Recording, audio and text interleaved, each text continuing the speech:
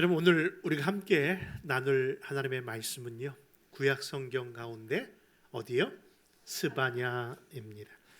스바냐는 사람의 인명이거든요. 사람의 이름입니다. 근데 그 스바냐라는 사람은 유다 왕 요시아가 재임 기간 중에 활동한 그런 선지자입니다.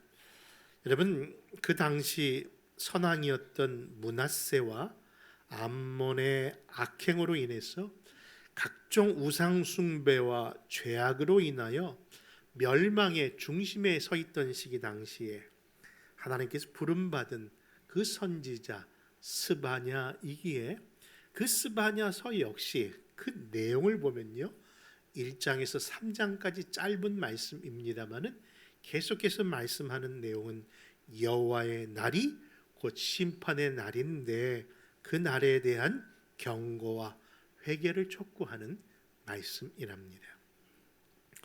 근데 놀라운 것은요, 마지막 3장 후반부에 가서 갑자기 그 여호와의 날이 곧 구원의 날이라고 하는 선포를 하는 겁니다. 여러분, 하나님이 이렇게 이중적 메시지를 통해서 심판과 그리고 구원을 같이 이야기하는 이 말씀, 어찌 보면 우리 성도들이 그 은혜와 그 메시지로 인하여 이 자리에 있다 할 수 있는데, 과연 그 하나님께서 왜 그렇게 귀한 말씀을 통해서 우리에게 주셨는지, 오늘 이 스바냐를 통해서 이 말씀을 살펴보기 이전에 시편 기자, 특별히 시편 9편에 보면은 시편 9편의 기자가 그런 하나님, 그런 이중적인 모습, 다시 말해서 심판의 하나님, 하나님의 그 하나님을 이야기하면서도 여전히 우리에게 손을 내밀면서 보여주시는 구원의 하나님, 사랑의 하나님을 이렇게 소개하고 있답니다. 우리 한번 시편 9편 7절에서 10절의 말씀을 한번 찾아 읽습니다. 시작. 여호와께서 영원히 앉으시며 심판을 위하여 보좌를 준비하셨도다. 공의로 세계를 심판하시며 정직으로 만민에게 판결을 내리시리로다. 여호와여, 주의 이름을 아는 자는 주를 의지하려니 이는 주를 찾는 자들을 버리지 아니하심이니이다. 그렇죠. 우리 하나님은 어떤 하나님이십니까? 분명히 죄에 대하여는 반드시 심판하시는 거룩한 하나님이시지만, 또한 그 죄인을 또 불쌍히 여기시며 우리에게 그 구원의 길을 베풀어 주신 하나님, 지금도 여호와를 찾고 의지하고 바라는 자에게 얼마든지 구원이 임한다는 사실을 주시는 하나님, 그 하나님에 대하여 감사하신다면 다 같이 아멘으로 화답하시기 바랍니다. 아멘.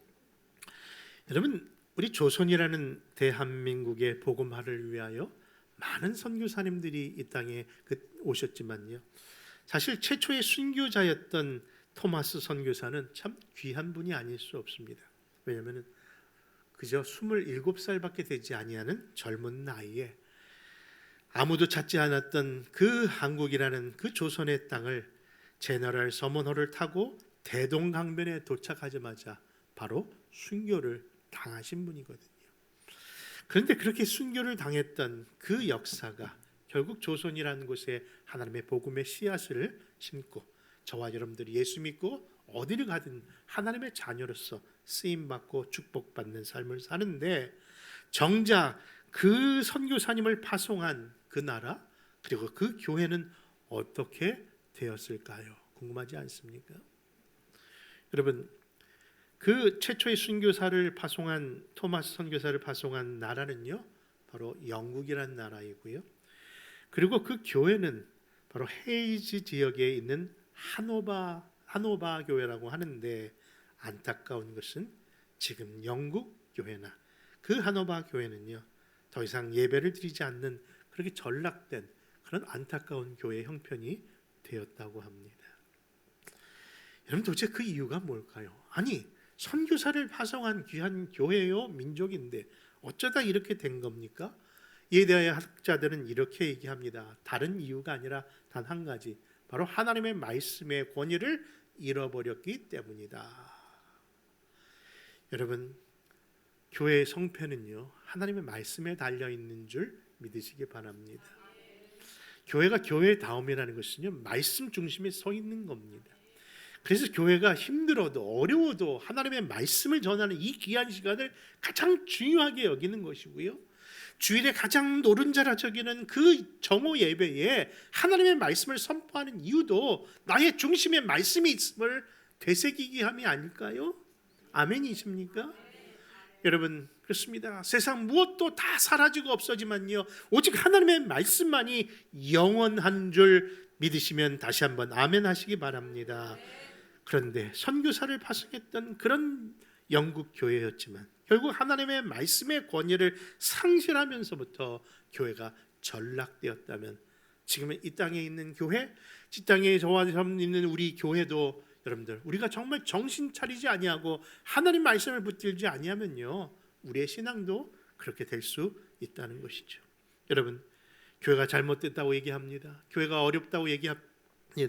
교회가 진정으로 변화되어야 된다고 얘기합니다. 그러면서 개혁을 부르짖는 젊은 그런 신학자들과 목회자들이 많습니다. 그리고 그런 교인들도 있습니다. 그러나 여러분, 교회가 진정으로 변화되는 것이 무엇일까요? 교회가 진정한 참된 개혁이 무엇일까요? 여러분, 교회에서 말하는 개혁이라는 것은요, 진보나 보수와 같은 정치적 의미에서의 그런 변혁에 대한 용어로서 사용되는 개혁이 아니라, 하나님의 교회가 말하는 그 개혁은 다른 것이 아니라 이미 말씀드린 것처럼 하나님의 말씀으로 다시 돌아가는 것이 개혁인 줄 믿으시기 바랍니다. 이는 종교개혁을 이끌었던 중세 종교개혁자들처럼요, 다시 하나님의 말씀이 무엇인지, 이 하나님이 왜 이 말씀을 하고 계시는지 다시 한번 우리 삶을 말씀의 거울로 돌아보고 다시 말씀의 그 자리로 되돌아가자는 것이 진정한 개혁이고 진정한 변화인 줄 믿는 겁니다. 그래서 제가 우리 강대상이 다른 교회보다 좀 좁아요. 실제로 큰 것처럼 보이지만 앞에 놓이는 강대상은요, 성경 창본을 놓으면은요, 그리고 원고를 둘 데가 없을 만큼 좁습니다. 그런데 불구하고 항상 우리 교육자들이 이 가운데 뭘 앞에 두고 설교를 합니까? 성경 말씀을 두고. 왜냐하면 우리는 지금 다른 얘기를 하려고 하는 것이 아니라 하나님의 말씀을 들어야 되고 말씀을 전하는 것이 교회의 사명이기 때문에 아무리 강대상이 좁아도 성경 말씀을 앞에 두는 이유입니다. 이것이 우리 선배 목사님들이 해오셨던 진정한 교회의 중심이 말씀 중심, 하나님의 말씀에 대한 그 중심이었음을 배웠기에 오늘도 인생의 초년병으로서, 그리고 인생의 정말 승리의 삶을 살길 원한다면 결국 이 강단에서부터 우리는 말씀을 바로 전해야 된다는 사명 안에 이렇게 행하고 있답니다. 그러므로 사랑하는 성도 여러분, 우리 안에 말씀으로 회기만이 진정한 변화요, 진정한 성장인 줄 믿으시고 말씀 안에 거하는 저와 여러분 되시기를 축원합니다. 그런 의미에서 오늘 본문으로 삼고 있는 이스바냐 선지자는요, 진짜 말씀의 귀한 선지자라고 아니할 수 없는 것이죠. 사실 어린 나이에 등극했던 왕을 섬기는 스바냐, 이 스바냐 선지자가 활동하던 당시에 요시야 왕이 바로 그때의 왕인데요, 그도 역시 그와 함께 개혁의 선봉자로 쓰임을 받습니다. 어떤 개혁이냐고요? 그가 선조인 므낫세 왕의 신앙을 따르지 아니하고 도리어 히스기야의 신앙, 그 조부모의 신앙을 따라서 다시 성전 중심의 말씀 중의 상식을 바로 이 요시야 왕이 그것을 따랐기 때문입니다. 근데 여러분, 그 요시야가 히스기야의 손자일진데 이 요시야의 나이가 몇 세의 왕이 된 줄 아십니까? 오직 8세, 무려 8세 나이에 왕직에 오르게 됩니다. 그런데 그런 어린 왕이었지만 이방의 우상으로 훼손된 하나님의 성전을 정결케 하고 이방교들이 섬겼던 그 모든 예배를 폐하며 성전을 수리하며 하나님 앞에 온전히 기쁜 일을 하는데, 그가 제위한 지 18년 되던 해에 그 성전 수리에서 발견된 율법서를 받아들고 하나님의 말씀의 성격을 받아들고 그가 갑자기 자기 조상들이 행했던 모든 죄에 대하여 회개하면서 그가 부르짖었던 것이 바로 하나님의 말씀으로 다시 우리가 돌아서자. 그 이야기를 했던 그 개혁에 앞장섰던 사람이 바로 이 요시야 왕이었던 겁니다. 그런데 요시야 왕만 그 당시에 쓰임 받은 것이 아니라 그 시대에 그 암울한 시기에 하나님의 말씀에 온전히 서서 같이 쓰임을 받았던 두 선지자가 있었으니 첫째는 바로 그 유명한 예레미야요. 둘째는 바로 오늘 말씀의 중심으로 삼고 있는 스바냐 선지자인 겁니다. 여러분, 스바냐 그 이름의 뜻을 살펴보니까 가리움을 받은 자, 받았다 혹은 숨기심을 받았다라는 의미의 표현이라고 합니다. 숨기심을 받고 가리심을 받았다는 것. 여러분 무슨 말씀일까요? 특별히 스바냐 2장 3절에 보면은 하나님의 그 진노 앞에 숨기심을 받은 자의 복을 이야기하면서 마치 그 말씀과 접붙인 것처럼 이 스바냐가 그런 인물이라는 것을 표현하고 있는 겁니다. 여러분, 하나님의 은혜가 뭐냐고 물은다면요, 분명 우리는 받을 자격 없는 우리에게 주신 선물이 은혜일진데, 여러분 장차 이 말 우주적 종말이든 개인의 말 종말이든 반드시 우리가 하나님 앞에 섰을 때에 우리의 죄악과 허물 많은 모든 것이 하나님의 은혜로 숨기심을 받고 가리심을 받으면서 그래도 내 자녀라고 우리가 하나님 품으로 하나님의 나라로 들어간다면 그것이 최고의 은혜가 아닐까요? 여러분, 그 사실에 대하여 오늘 우리가 듣고 있는 겁니다. 그렇습니다. 우리 모두 그 여호와의 날에, 바로 하나님 앞에 서는 그 날에 들어야 할 음성이 바로 스바냐의 이름의 뜻처럼 하나님의 은혜로 우리의 죄악을 용서받고 하나님 앞에 부름받는, 숨기심을 받는 저와 여러분 되시기를 축원합니다. 그렇다면 이 여호와의 날이 오리라는 제목으로 우리에게 주시는 교훈은 무엇일까요? 오늘 주신 첫 번째 교훈은 다른 것이 아니라 여호와의 날은 심판의 날이라는 것을 여러분 망각하지 마십시다. 오늘 본문 2절과 3절에서 그 말씀을 합니다. 같이 찾아 읽습니다. 시작. 여호와께서 이르시되 내가 땅 위에서 모든 것을 진멸하리라. 내가 사람과 짐승을 진멸하고 공중의 새와 바다의 고기와 거치게 하는 것과 악인들을 아우러 진멸할 것이라. 내가 사람을 땅 위에서 멸절하리라. 나 여호와의 말이니라. 여러분, 스바냐서 어렵게 생각하지 마시고요. 스바냐 하면 딱 하나의 단어만 기억하십시오. 뭐냐면은 여호와의 날이다. 여러분, 여호와의 날을 강조하고 있는 겁니다. 여호와의 날. 근데 이미 표현하신 것처럼 그 여호와의 날이 그냥 여호와의 날이 아니라 심판의 날이라는 거예요. 사실 유다 백성들은요, 그 여호와의 날을 알고 있었습니다. 알 뿐만 아니라 우리가 대림절, 대강절을 기다리듯이 그들도 그 여호와의 날을 기다리던 백성입니다. 왜입니까? 그날이 오면 모든 문제가 해결될 것을 알았거든요. 왜냐하면 하나님의 영광에 임하시는 그 여호와의 날이 오면 그동안 자기들을 괴롭혔던 이방 민족을 하나님께서 다 심판하실 거고, 자기들은 하나님께 기뻐 받아주면서 바로 여호와의 날에 하나님이 자기들을 구원해 주실 것을 그들이 갈망하면서 그 여호와의 날을 갈망하고 기다렸던 사람들이 바로 유다 백성들이었던 겁니다. 그런데 그 유다 백성들 가운데 서서 말씀을 선포하고 있는 이 스바냐라는 선지자는 그들의 부흥과는 달리 어떤 메시지를 전합니까? 여호와의 날은 맞는데, 여호와의 날의 심판의 말씀이 맞는데 그 심판의 대상이 바로 누구다? 바로 너희들이다. 너희 유대인들이요, 우리 유대인들이요, 우리라고 얘기하는 것을 들으면서 그들이 갑자기 당황하게 된 겁니다. 여러분, 그렇습니다. 이 여호와의 날은 심판의 날입니다. 그 심판의 날을 바로 그 유대인들에게 이렇게 선포하고 있는 것입니다. 그래서 4절과 6절의 말씀 한번 찾아 읽어볼까요? 같이 있습니다. 내가 유다와 예루살렘의 모든 주민들 위해 손을 펴서 남아있는 바알을 그곳에서 멸절하며 그 마림이란 이름과 및 그 제사장들을 아울러 멸절하며 여호와를 배반하고 따르지 아니한 자들과 여호와를 찾지도 아니하며 구하지도 아니한 자들을 멸절하리라.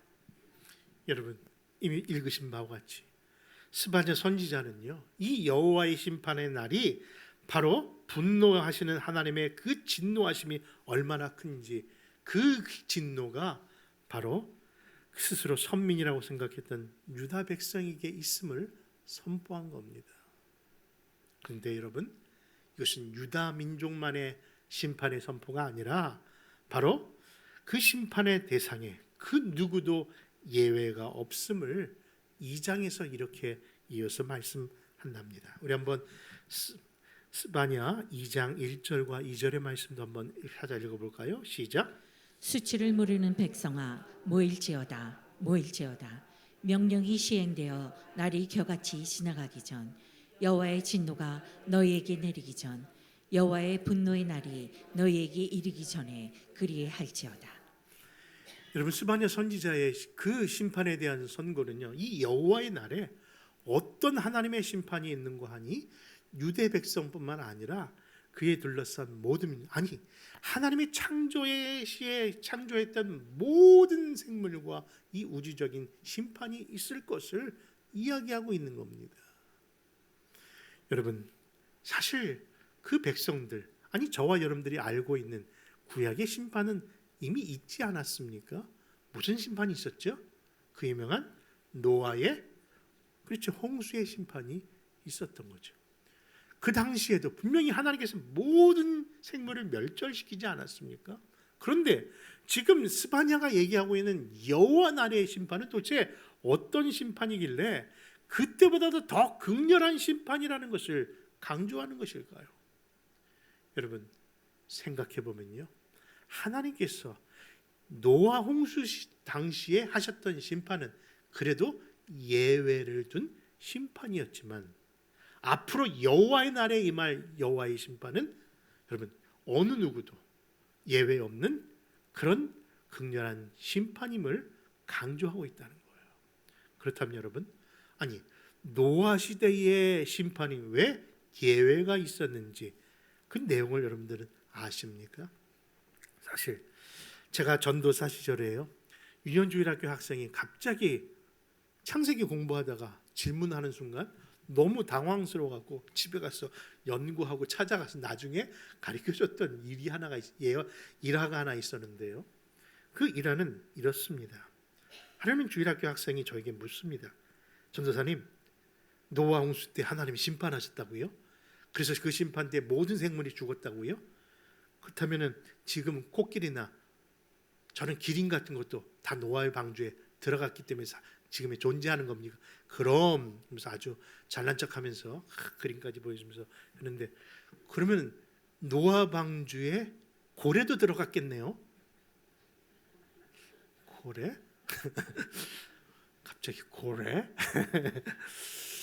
여러분, 갑자기 어떻게 대답을 해야 될지 모르는 게, 왜냐면 현존하는 생물 중에 고래가 있으니까 고래도 방주 안에 들어가기는 너무, 고래는 큰데, 그리고 무슨 거기에 무슨 어항이 있는 것도 아닌데 이걸 어떻게 쓸까 순간적으로 당황했는데, 그 질문을 혹시 답을 해주실 분 혹시 이 자리에, 자꾸 눈을 피하시는 거 보니까 오늘도 그냥 넘어가도록 하겠습니다.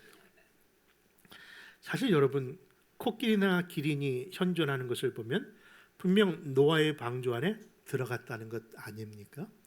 그렇다면 고래는 어떻게 됐냐는 것이죠. 근데 여러분, 제가 이미 이 말씀을 하기 전에 말씀을 드렸습니다. 하나님의 심판에 노아 홍수 때는 예외의 대상이 있었다는 것이죠. 그 예외의 대상이 뭡니까? 그 말씀을 창세기 7장 21절에서 22절이 이렇게 얘기합니다. 같이 찾아 읽을까요? 시작. 땅 위에 움직이는 생물이 다 죽었으니 곧 새와 가축과 들짐승과 땅에 기는 모든 것과 모든 사람이라. 육지에 있어 그 그 코에 코에 생명의 기운이 기운이 숨어 있는 있는 것은 다 죽었더라. 그러니까 노아 홍수 당시에 하나님 멸절의 대상은 뭐로 숨을 쉬는 거? 코로 숨을 쉬는 것만 죽은 거예요. 그러니까 아감이나 물속에 사는 물고기들은 심판의 대상이 아니었죠. 그런데 오늘 본문으로 삼고 있는 이 스바냐서 1장 2절과 3절에 보면요, 그 심판의 대상에 예외가 없다는 거예요. 뭐라고요? 내가 사람과 짐승을 진멸하고 공중의 새와 바다의 고기와 거치게 하는 것과 악인들과 아울러 진멸할 것이라. 내가 사람을 땅 위에서 멸절하리라. 나 여호와의 말이니라. 이처럼 이 하나님의 여호와의 그 날은요, 그 누구도 이 심판에 예외가 없음을 이렇게 말씀하는, 정말 무섭고 두려운 엄중한 심판의 날임을 우리가 알 수 있는 겁니다. 그러므로 사랑하는 성도 여러분, 그 여호와의 심판의 날에 우리도 선다는 것, 우리도 서야 한다는 것 여러분 잊지 마시고, 그 주의 말씀과 주님께로 다시금 돌아서는 귀한 종들 되시기를 부탁드립니다. 두 번째, 이 여호와의 날은요, 엄중한 심판의 날임에도 불구하고, 그럼에도 불구하고 또 여기에 숨기심을 받는 남는 자들이 있다라고, 남은 자들이 있다라고 교훈합니다. 여러분, 그 말씀이 스바냐 1장 7절로 한번 찾아 있습니다. 같이 있습니다. 시작. 주 여호와 앞에서 잠잠할지어다. 이는 여호와의 날이 가까웠으므로 여호와께서 희생을 준비하고 그가 청할 자들을 구별하셨습니다.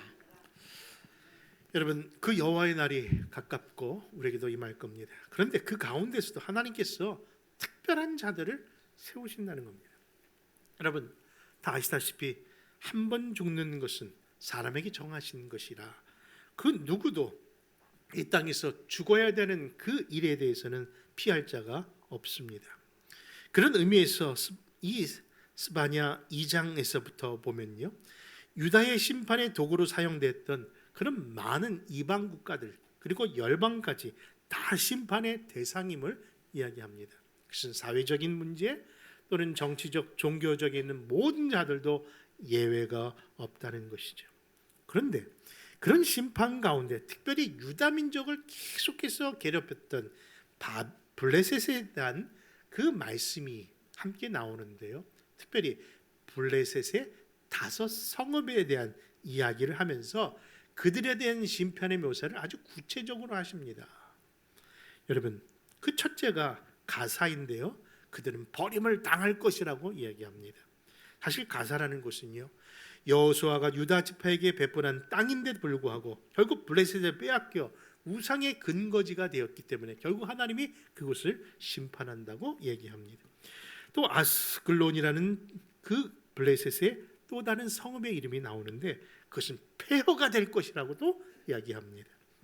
여러분, 사사 24장에 보면요, 손이 3개였던 그런 사사가 있었죠. 이름이 삼손. 그렇죠? 손이 3개니까 삼손입니까? 근데 삼손이 그렇게 하나님의 일에 큰 능력을 나타내는 자였는데 결국 이방 여인들의 유혹에 빠져 그 자기의 갖고 있는 힘을 다 잃어버렸던 안타까운 사실이 바로 그 아스글론이라고 하는 그 딥나에서 일어난 곳이거든요. 그러니까 하나님이 그곳을 뭐 하신다? 폐허가 되게 하겠다고 말씀하시는 내용이 있는 겁니다. 그 다음 성은 아스돗인데요, 이것은 대낮에 쫓겨날이라고 얘기합니다. 왜 그럴까요? 그것은 여호수아 11장 22절에 보니까 아낙 자손들, 그 대거인들이 사는 곳에 사람들을 두렵게 했던 곳이었고 여호와의 법궤를 함부로 방치했던 곳인데 바로 그들을 심판하신다는 내용도 나오는 것이죠. 그리고 4번째 에글론이 나오는데 바로 블레셋의 가장 북쪽에 있었던 성읍의 이름을 이야기하면서 그들을 뽑아내리라고 아주 강력하게 심판의 대상으로 이 블레셋의 5대 성읍들을 이야기하고 있는 겁니다. 그런데 제가 지금 몇 가지 성읍을 얘기했습니까? 혹시 네 가지. 근데 한 마지막 5번째 성읍에 대해서는 심판이 나오진 않은 겁니다. 그 성읍이 뭐냐고요? 그것이 그 유명한 가드입니다. 아니 가드는 왜 심판의 대상에서 빠졌을까요? 여러분 사실 이 가드는 여호수아가 점령하지 못한 땅으로서 철천지 왼수의 땅이라 아니할 수 없는 것은 바로 그 유명한 우리가 잘 알고 있는 블레셋의 장수 누구죠? 골리앗의 고향이거든요. 그러니까 그 골리앗의 고향인데 불구하고 그곳에는요 하나님의 심판을 이야기하지 않는 거예요. 아니 하나님의 임재의 상징인 언약궤를 다곤 신당에 방치하여 하나님 앞에 망령대의를 했던 그 악한 자들에 대한 그 가드는 왜 하나님이 심판하지 아니하신다고 그 이야기에서 그것을 이야기를 빼셨을까요? 여러분 그 이유는요 바로 가드에 대한 특별한 이유가 성경에서 말하는 사건이 하나 있었기 때문이랍니다. 여러분 그 말씀이 사무엘상 27장에 나오는데 바로 다윗에 관련된 이야기였고 그 말씀을 이렇게 얘기합니다. 1절과 2절 한번 스토리를 생각하면서 한번 읽어보겠습니다. 시작. 다윗이 그 마음에 생각하기를 내가 후일에는 사울의 손에 붙잡히리니 블레셋 사람들의 땅으로 피하여 들어가는 것이 좋으리로다. 사울이 이스라엘 온 영토 내에서 다시 나를 찾다가 단념하리니 내가 그의 손에서 벗어나리라 하고 다윗이 일어나 함께 있는 사람 600명과 더불어 가드왕 마옥의 아들 아리스게로 건너가니라. 여러분 읽으신 것처럼 지금 상황이 어떤 상황인 거 아니에요? 바로 사울 왕 다윗을 처하려고 하는 사울 왕을 피해서 무려 10년간 방황의 생활을 했거든요. 그런 방랑의 생활 가운데 지친 사람이 다윗만이 아니라 그 일가족들이었습니다. 그를 따르는 수하들이었습니다. 결국 어떻게 하면 사울의 그 손에서 벗어날까 생각하다가 그가 발견한 곳이 다른 것이 아니라 바로 이스라엘의 서로 불편한 관계인 블레셋 진영으로 들어가면은 그 사울의 부하들이 쫓아오지 아니할 거라는 생각에 그곳에 가서 정착하겠다고 하는 일을 꾸민 겁니다. 그런데 웬 말입니까? 그 블레셋 진영이 바로 가드였고 그 가드의 왕인 아디스가 의외로 다윗과 그 수하들 무려 600명이나 되는 그 수하들을 받아준 겁니다. 받아줄 뿐만 아니라 시글락이라는 곳에 정착지를 줌으로 해서 그를 머물게 했던 겁니다. 여러분 비록 그 땅에 들어간 다윗의 태도가 결코 믿음에 대한 태도는 아닐진데 하나님의 이에 대하여 하나님이 분명히 경고하시고 그것을 회개케 하시는데 그럼에도 불구하고 하나님이 누구를 기억하시는 거예요? 하나님의 종, 하나님의 백성, 하나님의 사람을 선대한 것을 기억하시는 하나님으로 나타났다는 거예요. 이것이 바로 가드가 받은 은혜인 겁니다. 여러분 그렇습니다. 이 땅에 살아가는 성도들이 지금도 우리가 해야 할 삶의 태도가 무엇일까요? 여러분 지금 우리가 행하는 그 일을 통해서 하나님이 하나님을 위해 하시는 것으로 받아들인다고 생각할 때 우리가 행하는 그 말 한마디, 우리가 행했던 그 모든 수고, 우리가 했던 모든 그 구제와 나눔이 결국 하나님이 하나님으로 받으신다는 것을 생각한다면 사랑하는 성도는 이 땅에 살아가는 저와 여러분들의 삶의 태도가 어떠해야 될지를 아실 줄 믿습니다. 여러분 저는 우리 교회를 섬기면서 참 감사하면서도 놀라운 것은요 우리 교회 성도들 가운데 정말 어렵고 힘든 가운데서도 구제에 대하여 남을 돕는 것에 대하여 얼마나 기쁨으로 섬기는 분들이 많으신지. 여러분 헌금 얘기해서 죄송합니다만은요 우리 교회에 여러 가지 헌금들이 많이 나오지만요 한 주도 빼지 않고 늘 나오는 헌금이 있어요. 뭘까요? 11조 감사. 그건 당연한 거죠. 근데 바로 구제비가 구제헌금이요 항상 하나님께서 그 헌금을 교회 안에 품게 하세요. 여러분 이것이 왜일까요? 우리 성도들 가운데 이 구제가 바로 하나님이 정말 기뻐하시는 귀한 모습이라는 것을 아는 분이 계시구나. 여러분 비록 그 구제가 많은 사람들이 내가 했음을 알게 되면이나 이 땅에 받는 것으로 끝날까 두렵긴 하지만은 여러분 하나님이 정말 기뻐하는 것이라는 것을 잊지 마시기 바랍니다. 그 사실에 대하여 성경이 뭐라고 증거합니까? 우리 같이 묵상했던 잠언서 말씀들을 한번 찾아볼까요? 잠언서 14장 31절과 잠언서 19장 17절에 이를 이렇게 증거합니다. 시작. 가난한 사람을 학대하는 자는 그를 지으신 이를 멸시하는 자요 궁핍한 자를 불쌍히 여기는 자는 주를 공경하는 자니라. 가난한 자를 불쌍히 여기는 것은 여호와께 꾸어드리는 것이니 그의 선행을 그에게 갚아 주시리라. 여러분 하나님께 구워드리는 것으로 하나님이 생각하신다는 것 그렇습니다. 하나님은 그 진노 중에서도 분명 하나님이 찾아보시는 분이 따로 있더라는 거예요. 누구를 찾으십니까? 비록 블레셋의 가드라고 하는 악한 백성들이지만은 하나님의 종, 하나님의 백성에 섬겼던 그 일을 하나님이 기억하시고 지금 그 심판의 여호와의 날에도 그 5 성읍 중에 이 가드를 제외하신 것을 보면 분명히 하나님께서 보고 지켜보시는 것이 있다는 것을 알 수 있는 것이지요. 그러므로 하나님의 심판 가운데서도 하나님의 은혜가 주어지는 자들이 복된 자인 줄 믿으시고 그 주님의 오시는 그날이 오기 전에 어서 주님이 기뻐하시는 일을 하는 우리 모두가 되시기를 바랍니다. 마지막으로 여호와의 날이 바로 예수 그리스도의 날임을 믿으시기 바랍니다. 오늘 본문으로 삼고 싶은 것은 스바냐 3장 12절과 13절의 말씀으로 찾아봅니다. 같이 읽습니다. 시작. 내가 공고하고 가난한 백성을 네 가운데 남겨두리니 그들이 여호와의 이름을 의탁하여 보호를 받을지라. 이스라엘의 남은 자는 악을 행하지 아니하며 거짓을 말하지 아니하며 입에 거짓된 혀가 없으며 먹고 누울지라도 그들을 두렵게 할 자가 없으리라. 여러분 스바냐 내용에 대한 내용을 계속해서 나누고 있는데요. 여러분 좀 어렵다 할지라도요. 전하는 사람은 얼마나 더 어려울까 생각하시면서 좀 잘 들으시기 바랍니다.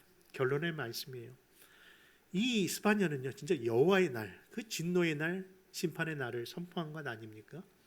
그래서 자세히 보다 보면요, 이것이 1장, 2장으로 끝난 것이 아니라 3장에서까지도 그 여호와의 날, 심판의 날을 다 이야기하셨습니다. 그리고 하십니다.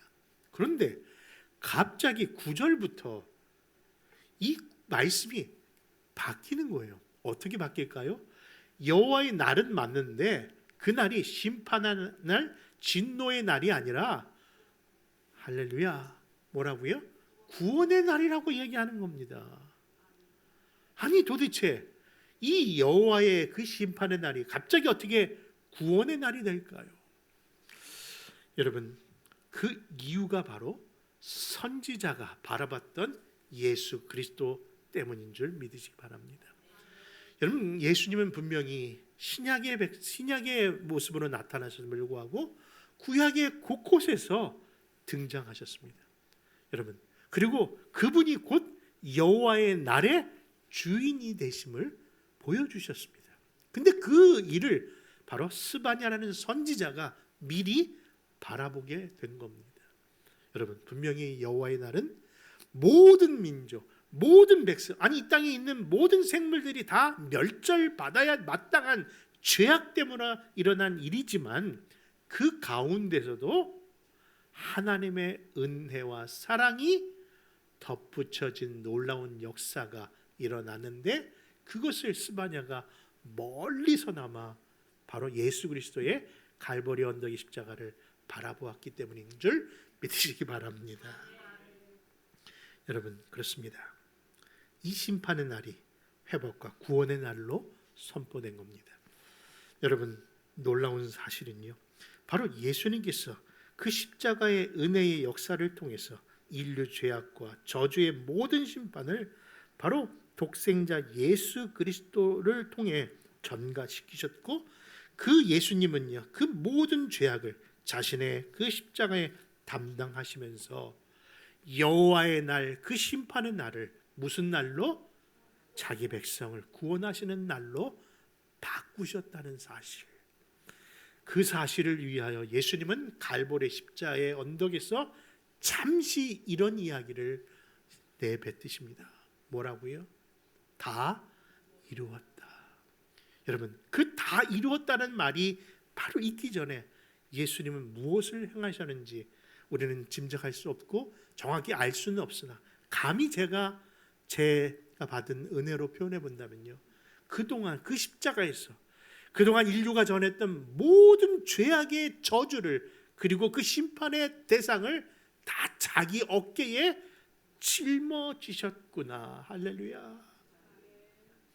그래서 로마 병정이 예수님의 가슴에 찔렀던 그 가슴판에서 나왔던 그것이 피만이 아니라 물과 피가 섞여 나왔다는 것을 보면은 바로 예수님께서 그 모든 인류의 죄악을 담당하기에 너무나도 벅차고 힘들어서 그 심장이 터지는 순간까지 오셨구나를 보는 것 아닐까요?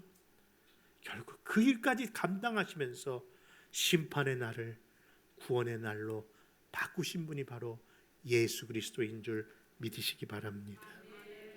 여러분, 그렇습니다. 우리 하나님은 알면서도 바로 그 모리아산에 아들을 드린 그 아브라함의 그 마음으로 하나님 앞에 순종하며 예수님이 걸어가시던 그 길 속에 그 아버지와 아들의 서로의 순종함을 통해서 보여주고 싶었던 것이, 죄는 반드시 심판받아야 되는데 너희 아들 이삭은 내가 멈추게 했지만은 나는 내 아들을 너희들에게 끝까지 내놓았다라는 사실입니다. 그것이 하나님의 은혜인 것이죠. 사랑하는 성도 여러분, 예수님께서는 그 여호와의 심판의 모든 것을 자기 몸에 다 짊어지셨던 겁니다. 그래서 이를 고린도전서 1장 8절은 이렇게 표현하며 그 여호와의 날이 곧 그리스도의 날임을 이렇게 표현하고 있답니다. 같이 한번 읽을까요? 시작. 주께서 너희를 우리 주 예수 그리스도의 날에 책망할 것이 없는 자로 끝까지 경고하게 하시리라. 너희를 불러 그의 아들 예수 그리스도를 우리 주와 더불어 교제하게 하시는 하나님은 미쁘시도다. 아멘. 여러분, 우리가 이제 맞이해야 할 날이 얼마 남지 않았습니다. 바로 우리가 대강절, 대림절을 지키는 것은 바로 그 여호와의 날이 그리스도의 날로 바뀐 사실을 깨닫고 예수님의 초림과 예수님의 다시 오심을 기리며 사는 신앙적 태도를 회복하기 위하여 이 대강절을 지키는 겁니다. 그러므로 사랑하는 성도 여러분, 이제 예수께서 나를 위하여 무슨 일을 행하셨고 그리고 예수님이 지금 무엇인 일을 준비하고 계시는지 다시 한번 그 말씀의 복음의 내용을 깨닫고 여러분, 그 중심에 서 계신 예수 그리스도를 저와 여러분들이 어제나 오늘이나 영원토록 바라보시기를 축원합니다. 구약이 요한복음 3장 16절에 불려지는 스바냐 3장 17절을 보면 그 말씀 속에 바로 이 스바냐 선지자가 정말 예수 그리스도를 바라봤구나를 알게 되는 구절이 나오는데, 그 말씀을 읽고 말씀을 정리하고 또 그 말씀의 찬양으로 오늘 모든 예배를 마치려 합니다. 우리 한번 스바냐 3장 17절의 말씀 속에 그리스도가 보이는지 한번 읽어보시기 바랍니다. 시작. 너의 하나님 여호와가 너의 가운데에 계시니 그는 구원을 베푸실 전능자이시라. 그가 너로 말미암아 기쁨을 이기지 못하시며 너를 잠잠히 사랑하시며 너로 말미암아 즐거이 부르며 기뻐하시리라 하리라. 여러분, 결국 기뻐할 수 없는 죄안된 우리들이지만은 그리스도라는 그 십자가의 은혜로 인하여 오늘 우리에게 우리 가운데 계신 그리스도를 바라보는 줄 믿습니다. 여러분, 그 사실이 아멘이시라면요, 여호와의 날, 우주적 종말이든 개인적 종말이든 우리가 반드시 주님 앞에 섰을 때에 그거 하나 확인하시면서 당신의 나라로 우리를 입성시키게 하실 것을 믿으시고 예수 그리스도 안에 주어진 이 구원에 감사하며 감격하는 우리 교회와 그리고 가정과 성도들 되시기를 주 예수의 이름으로 축원합니다.